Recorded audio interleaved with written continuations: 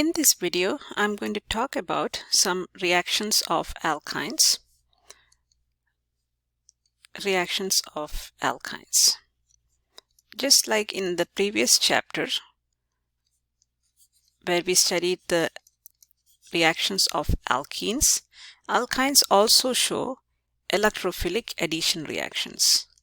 Electrophilic addition reactions because the alkynes have pi bonds which are rich in electrons, so they can act as nucleophiles and add on to electrophiles. Okay, so we are going to look at some electrophilic addition reactions, and then we'll also look at some unique reactions of alkynes, which we might do it in a separate video. Okay, so first let's discuss the hydrohalogenation reaction. And if you recall from chapter 8, hydrohalogenation means you are adding an H and a Br, or a H and a halogen, right? So I'm going to take the example of Br here. So H and Br are the two components which are going to be added to a triple bond. Okay. If we have an alkyne of this kind, C, triple bond C, if this is an internal alkyne, react it with HBr. This reaction can take place in two steps. The first step would be where the Br goes and attaches itself to one of the carbon atom and the hydrogen goes to the other carbon atom. Okay, so this also follows the same carbocation mechanism. The first step will be where you will get a vinylic carbocation, and then the second step would be where the second pi bond also gets removed and you can add another molecule of HBr. Okay, so the first step will result in the formation of a double bond, all right, and then you can have the hydrogen added to one side, one carbon atom, and Br to the other carbon atom. Okay, but then this reaction can continue if you have excess HBr, where the Br can the H and the Br can add on to this double bond, as a result of which you can get a dibromo compound. So you have this Br will be attached to the same carbon atom which already has the Br, and then we have two hydrogens here. Okay, so basically you are getting a dibromo compound of this kind. The mechanism of this reaction, like I said, involves the formation of a vinylic carbocation, and then addition of HX or HBr one more time will result in the formation of a dibromo compound. Okay, so another example we can write is, say for example, I have this alkyne. Here we have this. Okay, now this is a terminal alkyne. If I react it with HBr, the first step will be addition of hydrogen. Sorry, this is a unsymmetrical alkyne, so Br will go to the more substituted carbon, and we will have two hydrogens here. This hydrogen will add to this carbon atom, and then if you have excess HBr, then you can end up in the formation of a product with two Br atoms, and then you may have three hydrogen atoms. Okay, so if you want to track the hydrogen atoms, put some color to it. So I'm going to put this one as the pink color here. So that's one of the hydrogen atoms. Again, another molecule of this. So we have two of the hydrogen atoms coming from here. Okay, same thing here. I can just put a color to show that the hydrogen is coming from this HBr, and again this hydrogen showing that we have these two hydrogens coming from the HBr. Okay, so this is an example of alkynes reacting with hydrohalogenation. So you get dibromo compounds, right, because we have excess of HBr. Now I'm not going to worry about the mechanism, but if you want to follow it up, it's going to be very similar to what we saw in alkenes, where the first step will be formation of a carbocation on this carbon atom in this example, and then a Br goes and adds to that carbocation, and in the next step, the similar reaction happens where the carbocation will now be formed on this carbon atom, which is the more substituted one, and Br goes and attaches itself to the same carbon atom. Okay, all right, so let's look at the next reaction, which is halogenation of alkynes. This is also pretty similar to what we have looked in case of alkenes. So we can take a example of halogenation of alkynes. If I write down the overall reaction, we have R, C, triple bond C, and I'm just going to take an internal alkyne here, and if I treat it with excess chlorine or bromine, doesn't matter what I take here, I can end up in a tetrachloro compound like this. Okay, C, Cl, Cl, and then an R. Okay, so a tetrachloro compound, and that's because we have again 2 pi bonds. So the first step, the first pi bond opens and you have anti-arrangement of chlorine, and then in the second step, one more chlorine molecule adds to form a tetra halogen compound. Okay, so that is about the halogenation of alkynes. Third reaction we can look at is the hydration. Okay, hydration has some unique features, so maybe this is something you have to look at the details of what happens here. Hydration, again, remember the 2 components of hydration reaction that are added are H and OH, correct? Now in case of alkenes, we studied the example of acid catalyzed hydration of alkenes. Now here we are going to do acid catalyzed hydration, but in presence of mercuric sulfate, okay, which also catalyzes the reaction. So let's look at this example here. So I'm going to take a terminal alkyne to demonstrate this reaction. So I have a RC, and then there is a hydrogen here. It's a terminal alkyne, and then when I treat this with the acid catalyzed conditions, H2SO4, H2O, and then I also add HgSO4, mercuric sulfate, which catalyzes the reaction. Remember, the components that I'm adding are H and OH. This is an unsymmetrical alkyne, so you can predict where the OH will go. This is a Markovnikov's rule, the reaction that follows Markovnikov's rule. So we can write down that this follows, this one follows Markovnikov's rule. So you know that if the rule is followed, OH will go to that carbon atom which is more substituted. So I have R, C, OH, then the double bond remains, okay, and then we have C, H, and then the other H. Okay, so the hydrogen and the OH coming from the acid catalyzed conditions. Okay, now here is what this compound is, what is called as an enol. Okay, why enol? Because we have a double bond and an alcohol, so this is called as enol. The initial product is actually less stable than its rearranged product, so this rearranges quickly to give a more stable product, which is called as the keto product, and that phenomena of conversion of an enol to keto is what is called as tautomerization. Okay, so this product, which is enol, rapidly converts to its keto form, and its keto form looks like this, where now instead of an alcohol you have a ketone. So you have R, this carbon is there, we have a double bond oxygen, and then a CH3. That you can think of this hydrogen moving over here and the double bond moving over here, so you get a ketone formation. This actually happens in the presence of an acid, like it's an acid catalyzed reaction. It's an acid catalyzed tautomerization. Okay, but let's complete this picture here. We have enol, and this is called as a keto. Okay, this is the more stable, so I'll put a small arrow here and a longer arrow this side, and also call this phenomena as tautomerization. Okay, it's called as tautomerization. How does this happen? Like I said, it can be an acid catalyzed or a base catalyzed tautomerization. We can just demonstrate the acid catalyzed tautomerization phenomena here, acid catalyzed tautomerization.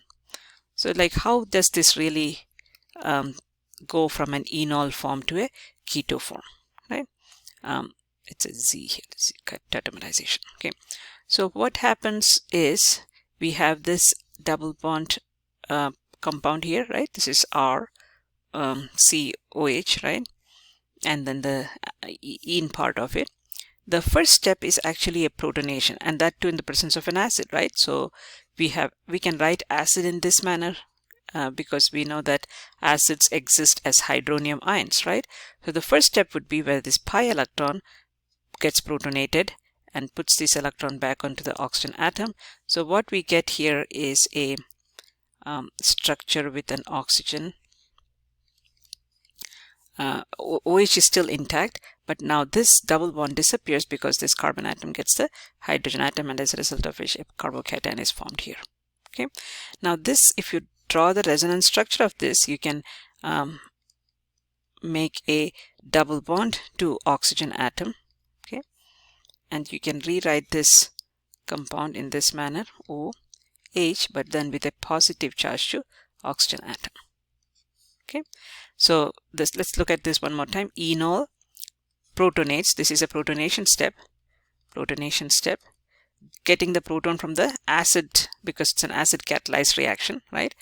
The proton is obtained from the acid, so double bond gets protonated. So you can see that now this carbon, which originally had only 2 hydrogens, now has 3. So there is no charge here, but this carbon has which was fulfilling its valency through the double bond, now gets a positive charge. Okay, we can write a resonance structure for this, where the pair of electrons can be moved here and then the positive charge can be moved here.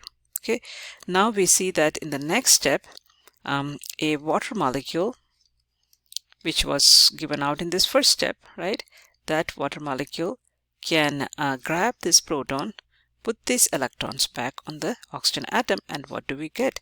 We get a ketone. Okay, so see, we went from an enol form to a keto form.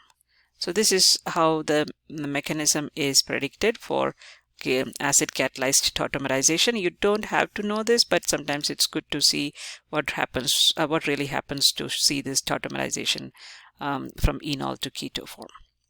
This can also be base catalyzed, but I'm not going to go through that right now. Okay, but so remember that with hydration using these components, these reagents, H2SO4, water, and HgSO4, you result in always what is called as a methyl ketone, and this is for a terminal alkyne.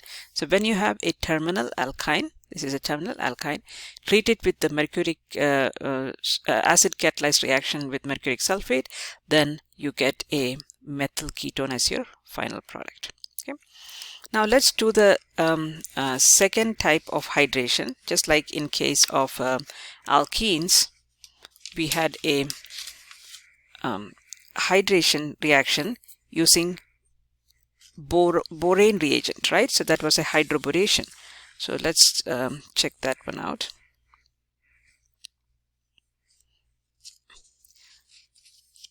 So we have hydroboration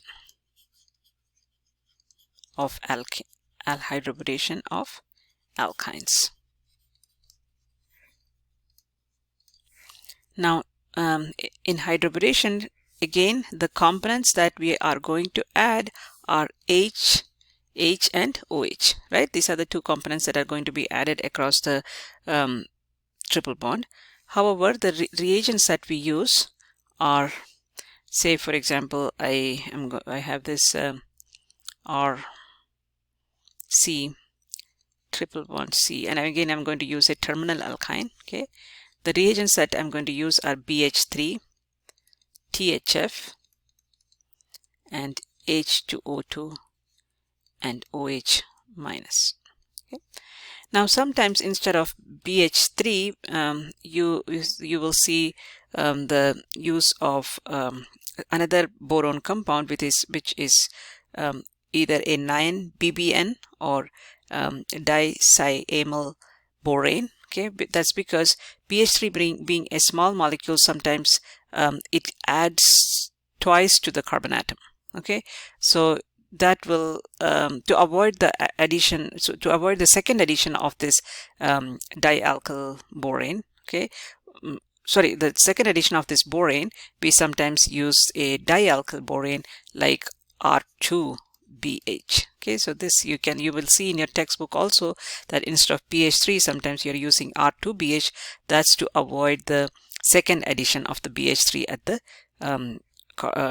triple bond. Okay, because this is a little more larger molecule, so due to steric hindrance you cannot add to the BH3 twice onto this triple bond. Okay, but I'm just going to leave it like this for simplicity's sake, but you might see this one written, or sometimes they use what is called as a 9-BBN, that is also a borane compound, or you might see this compound dicyamyl borane. These are all different boron reagents that can be used to avoid the second addition of borane to the carbon atom. All right, so completing this, so we have this reaction, and again, first step of the reaction would be where the OH goes and attaches to the less substituted carbon atom. Okay, remember that this is going to be an anti-Markovnikov. Okay, so anti-Markovnikov, that means the OH will attach to the less substituted carbon atom. So what will we get here? We are going to have RC, then double bond C, because only one of the pi bonds opens up. We have H, and then the OH is on this carbon atom, and then the new hydrogen atom is on this carbon atom. Okay, so this is what I get from the first step. And this is, again, if you look, this is an enol, OH and double bond, so we have an enol, but you know that this is going to tautomerize and form the more stable keto product, right? So what happens is we can when this tautomerizes, you have an RC,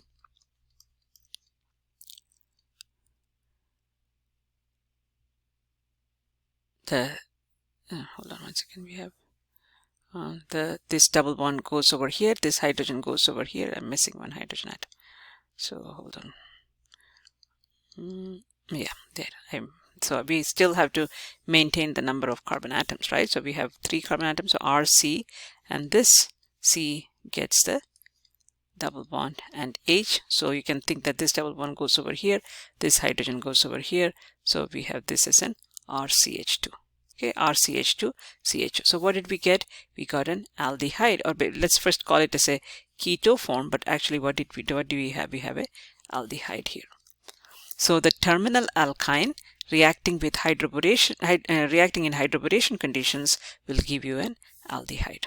Okay, and this is again similar mechanism like we looked before. The tautomerization is similar, where it is catalyzed by a acid or a base. All right.